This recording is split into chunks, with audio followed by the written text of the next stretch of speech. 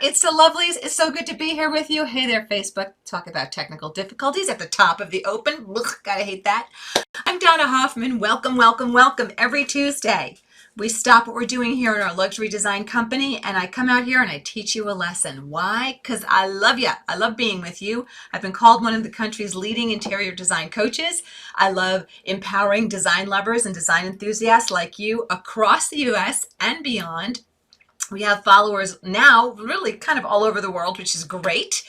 And we do all of this wonderful empowering to turn around your design results when you're working on your own home, or if you're a newbie designer, or if you're a designer and thought your training was kind of meh. Our courses online are awesome sauce, so definitely you'll want to check those out. But every single Tuesday, we are here live with you so that I can teach a lesson on something and take your questions live as well. So what are we talking about today? Oh my gosh, this is a good one. This is a popular one, popularly requested one, I should say.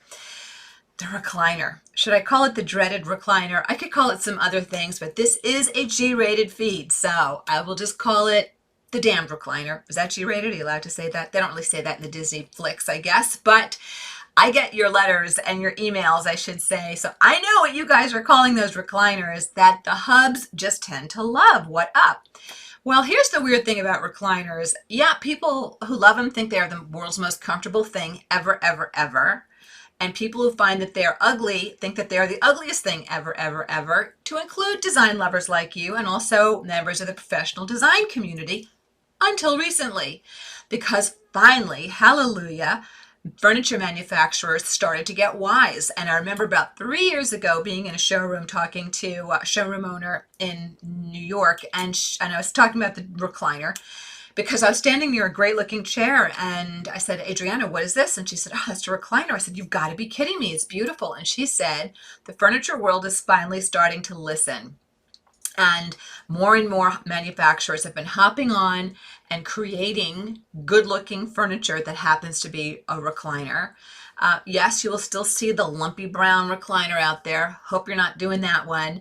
But let's talk a little bit. I've got a great blog post that you can read where we have curated for you 7 really great-looking silhouettes in recliners that range in style from transitional, I'm getting hearts on that one, from transitional to traditional to modern. There's something in there that's a little bit kind of transitional, almost a little glam. It's heavily tufted. Ignore the fabrics because sometimes you can only get a picture of a silhouette in a particular fabric, but that blog post will be fun for you. But let's talk a bit about what happens when you're designing with recliners. So here's a story. Recliners, when they are fully reclined, like fully reclined, hey honey, get me another beer, they can be as long as 73 inches or as short, in the small ones, as 63 inches. Just to put that into perspective for you, the average sofa is 84 inches long. So a recliner fully extended is PDL, pretty darn long. So why is that important to know? Well, if it's near a coffee table, you're going to have a problem. As I like to teach inside of my courses in terms of ideal furniture spacing, when I teach the easiest ways to do great looking furniture layout, generally I recommend about 15 inches between a chair and a coffee table. Well, if you have a recliner that's opening up, that's not going to work. So the recliner does have to float a little bit away from what would be a coffee table. And depending upon your room layout, if you're trying to do 2 recliners, some of you do try to do 2 recliners, it can get kind of wonky with the furniture layout elsewhere. So I'm hoping you're doing 1 recliner, not 2, but that's up to you. So the smaller recliners can be 63 inches on that spread, when fully reclined. Now, some other considerations for you is not just what's in front of that recliner, but also what's behind. If the recliner is just floating, you're good to go. You've got total clearance. But what if you, in your particular furniture layout, what if you need to have that recliner with its back to a wall? You're going to have to do some searching high and low to find a particular type of designed recliner where the cage is separate from the chair. Like this is the chair part and it just kind of rolls out that way, but the cage doesn't move. This way it doesn't go back into the wall. They can be a little pricier. They can be a little bit harder to find. So you need to be careful about placement in your walls. all recliners are easiest if they're floating. And if they are floating in the room, I want you also to think about if you're walking into open concept and you're walking into the back of a recliner or a pair of recliners, but hopefully you're doing one. I want you to think about the back height. Sometimes I try to control the seat heights depending upon how large a room is in terms of what I want people to see when they walk in. Recliners can be a little taller. Speaking of tall, you do want to think about the sitter and how tall he might be, because some of the really good looking recliners that some manufacturers are coming out with tend to be a little bit shorter in the body. So if your guy is looking for something really tall, so he just is completely, snug as a bug in a rug, you're going to want to pay attention to what's called the seat back height. The seat back height is literally the height from seat to the top, and that's the inside back height as well. So I want you to be careful about those considerations. Seriously, recliners can come in so many different sizes in terms of widths. You can have things that are fairly contained in like 35 inches, and then they can really blow up bigger and bigger and bigger and bigger, and you get into the mid 40 inches for width. So they're big. They're big. They can be really big and bulky. So there are some great brands that are hopping onto the whole recliner stylistic movement, or we're delivering some style in recliners. Century's been putting out some pretty things, same with Lee Industries, Vanguard, and then Motioncraft is another good one to look at. But again, we've isolated some things to include some items from some well-known catalogers and retailers online that you like to work with. So we tried to give you a spread of style and cost and manufacturer as well. So that's kind of what I have to tell you on recliners. So the news on recliners, the takeaway is it's better than it was a few years ago. More manufacturers have hopped on to try to deliver style.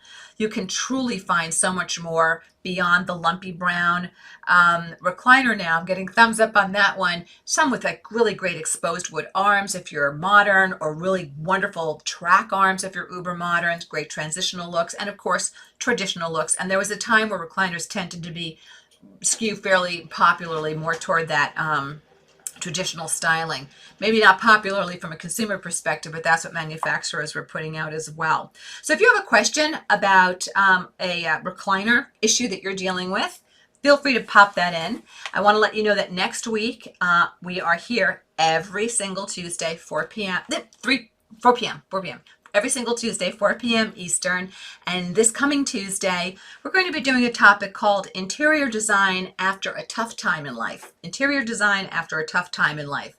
And that could be really a number of issues that might be your tough time. So we'll be doing that for you next week, because I love you girls and I want to make sure that I'm covering all the bases with you.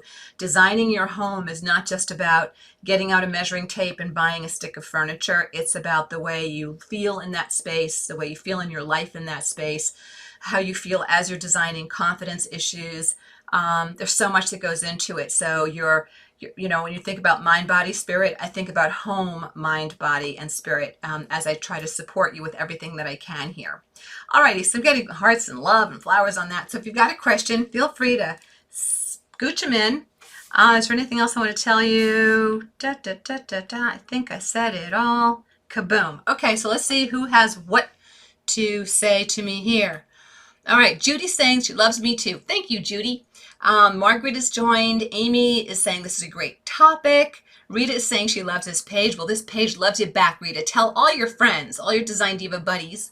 Bonnie is saying, could you make note of those manufacturers? Bonnie, I'll repeat them, but I want you to read that blog post I posted in the description. The blog post is 7 of the most stylish recliners on the market. Please ignore the fabric. There's the opening silhouette that we show has kind of ugly fabric, but the shape of the chair is really good. So just look at chair shapes because you can change fabrics. But a couple of names that I threw out earlier for manufacturers. Century, not inexpensive, but some beautiful things. Lee Industries also has really expanded the number of offerings they have in recliners, like tremendously. A lot of different style directions there. Motioncraft is one I'm sure you guys have perhaps not been so familiar with, but that's a real kind of Solid Citizen, been around for a while, more mid entry level to mid price. Lazy Boy, I'm sure you've heard of. And then Vanguard has been hopping on the train as well. And then in the blog post, you'll see a couple of other manufacturers and retailers listed as well. So hopefully that helps you. A good question. And thank you for revisiting that, for having me repeat that. Question coming in from Insta. Would it look weird? I already love this question. When the word weird is in design, I love it. Wendy is asking, would it look weird to have two different widths of the same chair in the same room? All right there, Wendy. Here's the story. In high-end design, which is what we practice for art design clients, and I know that's what you guys want to create, right, for yourselves in your home. Everybody wants something that's elegant and beautiful, comfortable, but looking beautiful. You know, we designers don't always do a matched pair of chairs. We don't. We'll in the same space, because we know how to manipulate line and shape and fabric and color. We will do different chairs in the same space. However, we won't put them directly next to each other. Unless we're doing something super boho looking or super maximalist looking. And even there, it takes a lot of skill to do that and do that well. So Wendy, if you have a room where, you know, there's only so much I can do in these quick lives. This would be a great workshop topic where I can really map out a whole lesson and show you different space plans, Wendy. But if the chairs are in different locations in the room, they can certainly be different. But if you're trying to show them as a pair, I would keep them I would not make them different. I think that could look, I don't want to say strange or weird, Wendy. I would say it would look less than ideal. Okay, so that's my 2 cents there without seeing a picture of what you're talking about. Feel free to send in a follow-up though, Wendy, if you need to, okay? Hugs to you on that one. Good question. Actually, they're all good questions. I remember in my guidance counselor's office in 7th grade, there was a big sign that said, there are no stupid questions, only stupid answers. And because I don't like giving stupid answers, I want you to know I will not take a question from you if I think I need to see a picture to be able to answer you well. All right, because then I won't give you the best answer, and I only want to give you girls the best support possible.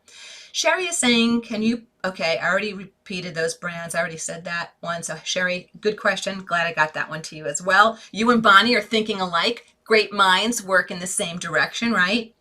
Joyce is saying, any hope for stylish lift recliners? I don't know. I feel like the furniture industry moves, forgive me, furniture industry, because I do love you. I feel like sometimes the furniture industry moves at a snail's pace. I seriously do. I mean, there are private furniture workrooms that still work with faxes. I mean, come on. The only reason we still have a fax machine is because of some of the workrooms that we deal with. So, yeah, hopefully they're working on great lift recliners, Joyce. I can't tell you how they're coming along with that, but I do feel like they're sometimes a little late in terms of what consumers are asking for. Alma is saying this is great information. Alma, that's great to hear. Thank you so much. Bonnie is saying thank you. You're welcome, Bonnie. Jennifer on Insta is having a great question come our way. This has nothing to do with recliners. Okay, so Katie's being really nice. So we're taking questions that are off topic now, thanks to Katie B. All right, Jennifer, let's see what you have. Tips on bringing Palm Beach Regency style to a Florida condo. There are so many vibrant colors to choose from. Jennifer. All right, Jennifer, so here's where I would start if I were you. I would start with your inspiration images, and I would try to pull like 10 or 15 images that you love, that you feel really embrace the type of coloration and line that you like in Palm Beach Regency. And then from there, I would start to make notations in terms of what patterns start to show for you. What furniture shapes, what kind of arm shapes, what kind of color patterns are you seeing? Because there's not one way to do Palm Beach Regency. So I would want you to be very in touch with what is it that you're really kind of craving and turned on to. In fact, Jennifer, I offer a great free workshop. I'm offering a great free workshop called From Decorating Stress to Decorating Genius. I don't know where to tell you to find the registration for that, but I have a great course called which I talk about at the end of this workshop, which is called Decorating Genius. It's an online course, 7 Simple Steps to Great Rooms, and I teach you how to find your design fingerprint. It's an awesome, awesome course. And you can find that course right now we have a coupon code for that course, Decorating Genius, the deep dive course. And you can, I think it's 20% off right now. So if you just want to do that, you can. And Handy Dandy Katie sent me a high-tech note that says there's a link in our bio for that free workshop where I start to talk about your design fingerprint and how to find it. So I think that would be the best way for me to, not knowing a thing about you, Jennifer, not knowing a thing about your design fingerprint or your budget, two very important things. We don't design for anybody privately until we know those things. I think I would do you a disservice in just kind of telling you what you should do. Beyond this, I think, is a more empowering route for you. Hopefully that helps you, babe. But listen, high shine is always great. You know, surfaces that bounce, you know, lacquered surfaces, vibrant colors, saturated colors. I mean, that always looks great in Palm Beach. You know, Regency black and white can look great in Palm Beach Regency. I just don't know what's floating your boat. And if you said you like vibrant colors, you're probably not going to be a black and white girl. All right, hopefully that helps you, Jennifer. Sorry, I can't give you something more specific, but it's kind of a general question. And I'd want to know more about your budget and your design fingerprint. But really good question, and thank you for asking that. Alrighty, who else has something brilliant to say? Alrighty, Jamie is saying Decorating Genius is worth its weight in gold. Thank you, Jamie. I love that. It's one of my favorite online courses that I offer. I think it's amazing, and it does amazing things for non-designers and designers alike. But I wrote it for non-designers, and I'm so proud when I see what my students are creating. It just proves to me time and time again that every one of you, and I mean this from my heart to yours, every single one of you is capable of so much more than you think you are. I'm telling you, you are capable of so much more than you think you are. You are smarter and more talented in design than you realize, but you are missing strategy across the board. And the DIY design machine, I've said this before, it's fun, it's entertaining, it's infotaining, but it lies a lot. It dumbs down design, it oversimplifies things, and it gives you the false impression that somehow there's something wrong with you if you can't just look at a Pinterest picture and boom, make it happen. There's so much strategy that goes into design. It's nuts. But when you have that strategy, you lean into that, and then amazing things start happening. Okay. Shelly is saying Decorating Genius is a great class. Thank you, Shelly. Wendy is saying, and again, if you want that course, you can go to the blog and find a 20% coupon on it right now.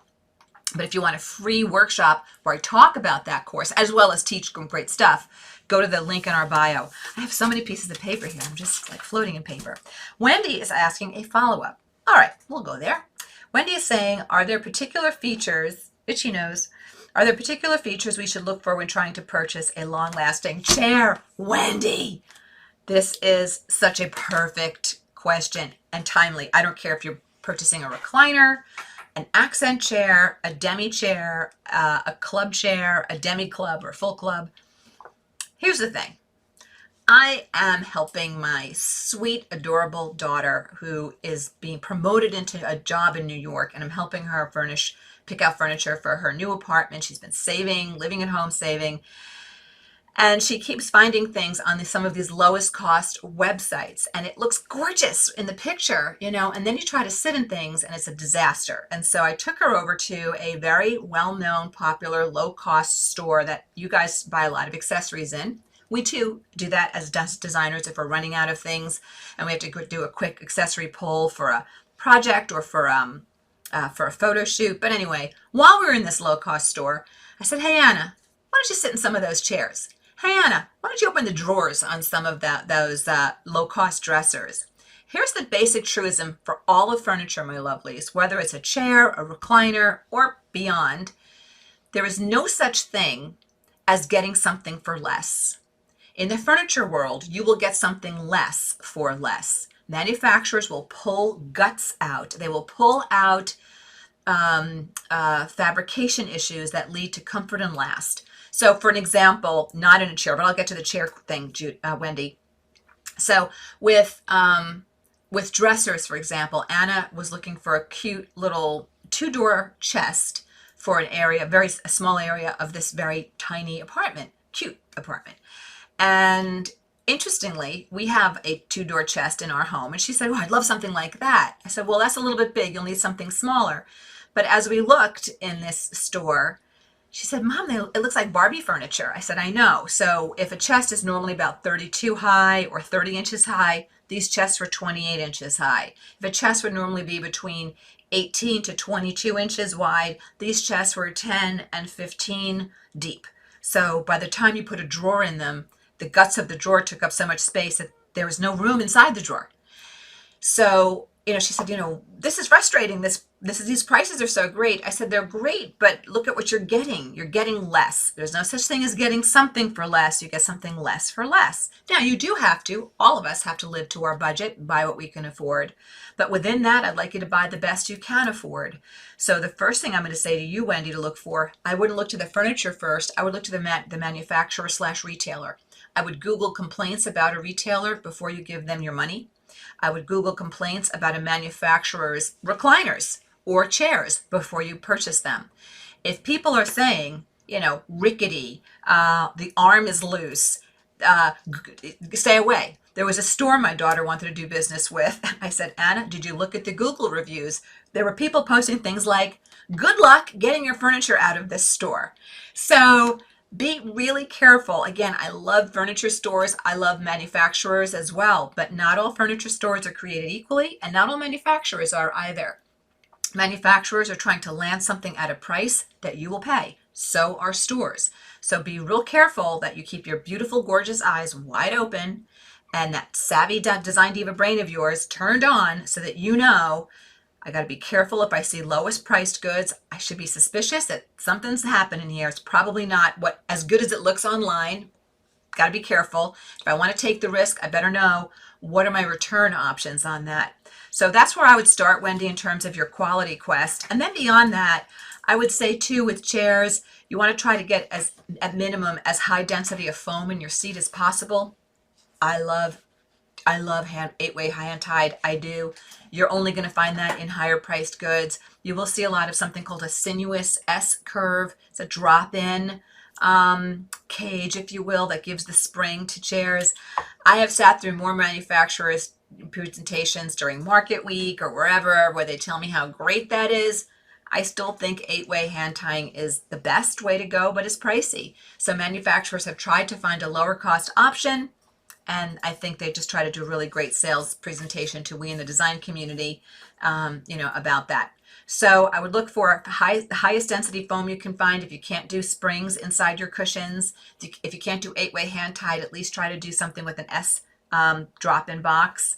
And I would absolutely look at what the customer service issues are with the retailer and look for any product complaints about a manufacturer. Okay, hopefully that helps you. Time for 2 more questions according to Katie B. And if you're just joining us, I want to let you know that next week, February 11th, we're going to be talking about interior design in your home when you've got to do a project after you're coming out of a difficult time in your life, okay? Interior design in your home when you've got to redesign something or design something, or maybe you're moving and you've just come through a difficult time in your life. Things to watch out for. And if you missed any part of this hopefully fantastic Facebook Live, you can always find us on YouTube. Is my picture blurry on YouTube? Okay, maybe I'm having a problem. So on YouTube, The Interior Design Advocate, you can find us. If you missed any piece of this, we do post them along with other great videos we're producing for you. And then also, if you're not already following us on Insta, girl, what are you thinking? You don't want to miss that party. On Instagram, you can find us at decorating.genius. That's at decorating.genius. Final 2 questions. Here we go. Shelly is saying that the master class is taught by the master teacher. Shelly, I love you. Thank you so much. You're a sweetheart. Barbara's saying, I took the DGS course a long time ago, did 2 cabins here in the mountains of West Virginia. Turned out great thanks to that course. Now I have another log home to gut and furnish. I do need a refresher. Do I have to buy the course again? No, Barbara. Once you own that course, Cookie, you have endless access. So if you can't find your passwords, contact Steve or Kate in customer service at the Interior Design Advocate, and they'll get you hooked up, take care of you, okay? And I do want to let you guys know in terms of all of my courses, I am not style specific. I don't feel that I should impose my style on you. So if you're boho, my courses work. If you're Cali casual, my courses work. If you're doing log cabins, if you're rustic, if you're glam, if you're modern, my courses work across all styles. And best of all, my courses all have private Facebook groups. And in those groups, you have this amazing, warm, fuzzy community of fellow design divas. And you can post pictures of your progress, post pictures of questions. My team and I are in there answering questions, not designing for you. If I feel like a new student shows up saying, hey, Donna, will you design this for me? Because I'm there to coach you to build the muscle. So I want to see what you've learned through the course, what you suggest you do. And then if you've got questions within that, happy to do that for you too. And I should add too, that graduates of our Decorating Genius course are eligible to join, if they want, an advanced monthly live meetup, online meetup that we do called the VIP Lounge. And that's where I get one-on-one contact with my design students in a group, but I unmute microphones. I talk to people about their pictures, drawn pictures with them, but I only let graduates of my course, Decorating Genius course, into that because I want everybody to be at a certain level and commitment too. Okay, Amy loves my explanations on quality and what manufacturers do. Thank you, Amy. I'm glad that's helpful. Cheryl, 2 recliners next to each other. Do they have to be identical? Yeah, I would, Cheryl. Otherwise, I think it could look like a hot mess. I think if they're not in the same location, two chairs that are not identical can be in a room, not in the same, not side by side. If you do side by side, I think you have to be a really excellent designer to be able to pull that off because there's a lot of line, form, shape, color, and style that has to be manipulated to make that work. I don't think DIYers can necessarily pull that off well. So I would do a pair of chairs, Cheryl, that happen to be recliners if you're so inclined. Okay, Jamie's saying it's blurry on Facebook. So something's happening on Facebook. I don't know what that is. Okay, I'm blurry on Facebook. Sorry about that. So Jamie, I'm relieved. I thought I was having a vision issue. Gail is saying, how will velvet wear on a sofa that is seldom used? Beautifully. Yeah, the lower the use, the better it wears. Here's the whole story with velvet. I would love for you, I wish, here, I've got a piece of fabric here. It's not velvet, but here's what I want you to do to your fabrics. I want you to scratch them with your fingernails. When you look at a velvet and you scratch it with your fingernails, if you see all those scratch marks, you're going to see hiney marks when people stand up from that sofa. If it's a longer pile velvet, a longer looped velvet, they tend to show those marks. If it's a shorter cropped velvet, then you're fine. You won't see that swishing back and forth. Not that that's what you asked, Gail, but I elaborated because I like to give you extra value whenever I can. Barbara's saying, thank you. Barbara's saying, yes, it's blurry. All right, this is blurry, so let's blow this popsicle stand. Katie, we'll ask Steve why it's blurry. Steve Hoffman, tech man. Why is it blurry? I don't know. All right, lovelies, listen, blurry or not, I love being here with you every Tuesday at 4 p.m. Eastern. Next week, we have another great lesson planned for you. Bring your questions. I hope you're not coming through a difficult time in your life, but if you are and you want to know what to watch out for, if you have to design a new home or a room and you're coming through, whether it's coming through illness, a transition in life, a blow, a loss, something, show up next week and I will take you under my wing, give you a hug, and tell you what I think you need to know. Okay, loves, I will see you next week. Talk to you and have a great week. Bye-bye now. Hi, this is Donna. Thanks so much for watching. And if you like this video, please hit the like button and comment below so I know what you think. And don't forget to subscribe to the Interior Design Advocates channel so you don't miss any of our great content.